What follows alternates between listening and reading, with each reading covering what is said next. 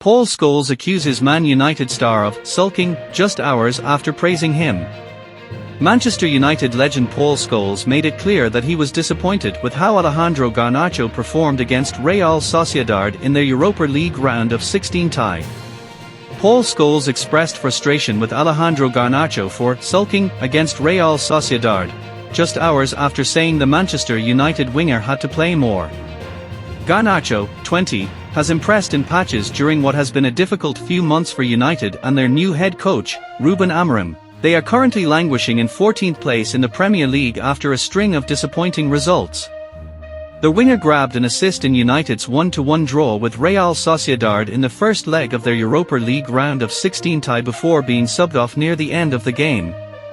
Garnacho cut a frustrated figure as he watched the remainder of the match, and the youngster was a topic of discussion following the draw for Scholes and Karen Carney. Carney felt that Garnacho may have been struggling with injury or fatigue, but Scholes accused him of sulking during TNT Sports post-match coverage after citing his lack of energy. "He looks like he's sulking a bit," Scholes said. "I'm not having the fatigue thing. I was a little disappointed with Garnacho because his biggest strength is running through. He gives you penetration. Sometimes he makes the wrong decisions or plays the wrong ball, but he just lacked a bit of energy tonight. Little bit of sulkiness, I think. I'm sure he will get better, and he needs to get better because they haven't really got anyone else to call upon." While Scholes wasn't impressed with Garnacho in that particular moment, he was full of praise for the Argentina international earlier in the evening, saying Amorim had to play the winger going forward. Garnacho is one of few players who has impressed in dispatches this season, though he was linked with a move away in the January transfer window.